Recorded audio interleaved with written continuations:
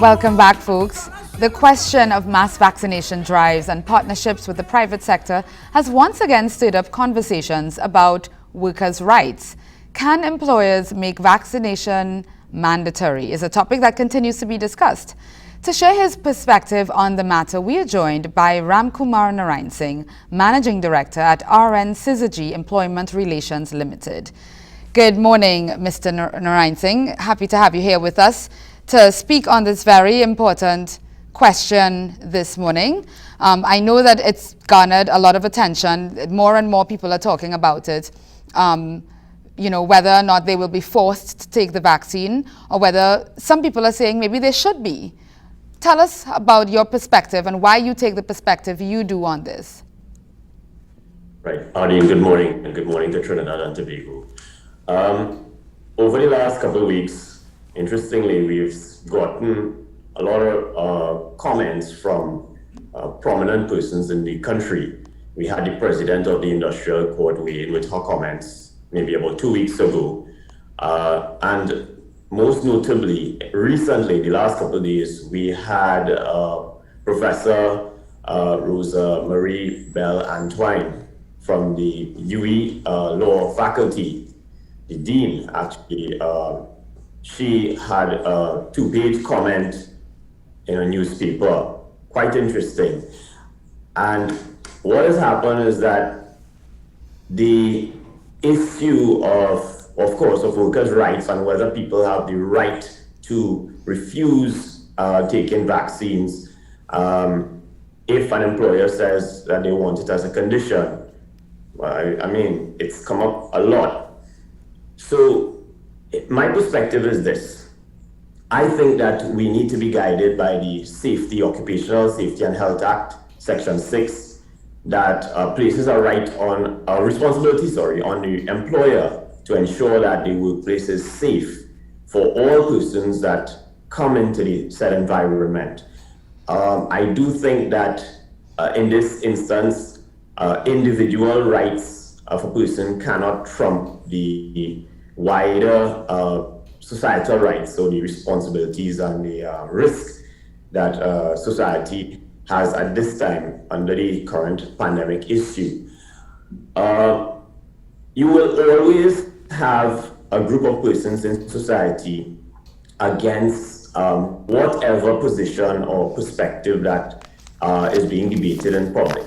That is never going to go away. As a matter of fact, normal immunization, currently we have about a 90% immunization rate in Trinidad and Tobago. There is a small percentage of people who still do not ensure that their children or themselves are properly and efficiently vaccinated.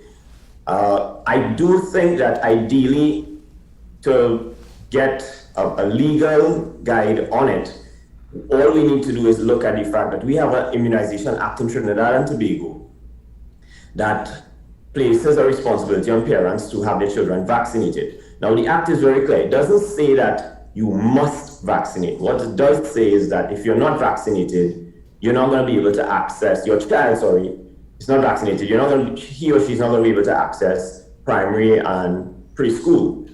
And the act also says that persons who are not vaccinated because they have a legitimate reason, the minister, in the event of a pandemic or otherwise, the minister has the right to deny them of their rights. I'm paraphrasing here. Anybody could download that piece of legislation and look at it. But it does give you a perspective on whether or not we should make it mandatory for persons to be vaccinated. I do think that just as everything else in our workplace, you have to approach it with a level of finesse. Saying to people in a dry and harsh manner that they must vaccinate in order to continue working, I think that's quite oppressive and definitely not the manner in which it should be approached. And I do think that a lot of people in the last couple of weeks have presented it in that way to make a situation become exacerbated for no real reason. You see, the whole thing about it is that in our workplace, things will always change. There's no such thing, in my view, as establish terms and conditions that would go into perpetuity. That doesn't make any productive sense. And anybody, in my view, who takes a position that what is must be forever and cannot be susceptible to change based on societal or socioeconomic circumstances is just irresponsible, and therefore nobody should pay attention to people like that. Mr. Narinesingh, we do have to pause there. Of course, we will continue with you after the 7 o'clock news. Stay with us. We will continue that conversation. We have lots to talk about there. We go now to the news.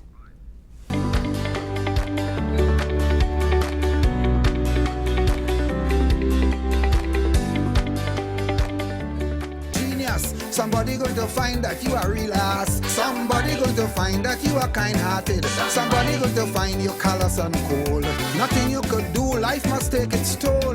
That is just the way of the world.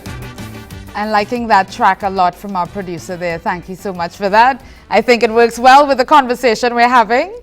And welcome back to the second hour of Morning Edition. We are continuing our conversation with Ramkumar Narinesingh, who is the Managing Director of RN Syzygy Employment Relations Limited. Mr. Narinesingh, you said a lot before we went to the news. And I think the first thing I want to say is, what it seems to me is that you're focused on the how of making vaccines mandatory for workers. Not so much, I mean, you've made a case as to why it should be, citing, legal references, etc. But I mean, the how we can get to, but I'm very interested in your assessment of the climate as it is right now. And I think sometimes maybe we don't pay enough attention to that.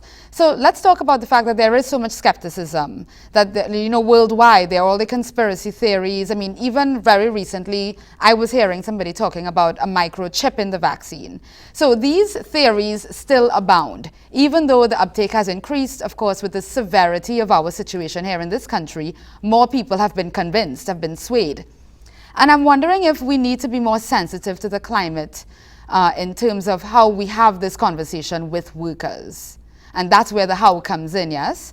So maybe the use of the word mandatory is part of the challenge.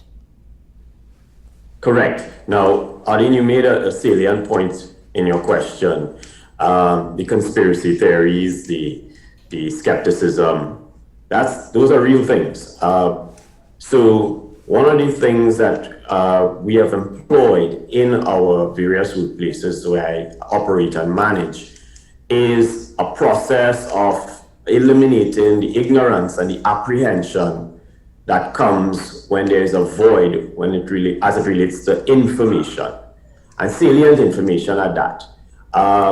What we have been doing is going through a process of first identifying employees who are skeptic versus employees who are open and willing, and actually having the HR and HSC department officers, leads, managers have conversations, one-on-one conversations, not geared towards forcing anybody to accept taking a vaccine, but rather identifying the questions and the concerns that they have. And we did actually, I have had a few conversations with people who have said to me, you don't know what they're injecting in your body, and they're worried that it's something that is meant to do something ulterior as opposed to protect them from the risks of the pandemic. So that's a real thing, and the approach by employers, by companies, is going to determine how that play out. My recommendation is that you provide information and give people time. Now, Adi, the truth is that even if we were to get up tomorrow morning and pass it in law, even if that was to happen, the truth is we don't have the facilities to vaccinate everybody. So we have time. There's enough time. Employers have enough time to go through the process of making their employees comfortable. I have a recommendation this morning. I think that at the start of the pandemic, I came on the show and I told the public. I said, employers need to implement a pandemic policy in their workplace, not just to deal with COVID, but also to deal with all communicable viruses or diseases going forward. This is the first experience we are having with this in the last maybe 100 years. So we really don't have any proper precedents that we can use or to follow. You see that almost every week for a 6-month period and continually, the Ministry of Health had to go to Parliament and keep changing our Pandemic Act. And they continue to make amendments. Likewise, we have to, in the workplace, the policy and the protocols that we want to guide our staff members with, and I use the word guide strongly. I disagree with using the word mandatory in your policies and protocols, and even in your conversation with your staff members. It takes away from the people's perception that they have a choice. Exactly. And what you want to do. And I want to also bring into focus the legal ramifications of making something mandatory. So in the event that someone gets sick after taking the vaccine or suffers some, debilitating, God forbid, debilitating effect, let's say you're 1 in the million, one of the 4 in a million who have such a side effect, then where does that leave the employer? Because those are other questions that then there are risks associated with making things mandatory. Correct. Now, as you know, the process of vaccination is governed by the Ministry of Health, and every person who is being vaccinated has a personal responsibility to declare his or her medical conditions. The experts have indicated that under normal conditions where you do not have certain comorbidities or maybe you don't have, they make the determination as to whether you're high risk in taking the vaccine or not. Now, let's look at that. So employers, before I continue into the next part of this, what I want to say. We do have just a couple minutes left, Mr. Narinesingh, yes. No problem. Okay. So the truth is that even if you make it as a requirement for the workplace, of course, the onus remains on the employee to declare his or her medical disposition. And of course, there will always be room to accommodate people who cannot take the vaccine because of their medical circumstances. You cannot have an absolute policy that will not work in a workplace. All right. And also, we have to consider the implications. Currently, we have about a 3% death rate of persons who are infected. If you look at the figures, how much persons have died and how much persons have been infected. When you look at the figures as it relates to vaccination, you already have, as far as I am aware, we have one alleged report of a person suffering an adverse reaction to the vaccine. And we have over 130 or so thousand persons who have been vaccinated so far. Yes, close to 200,000 people vaccinated, yes.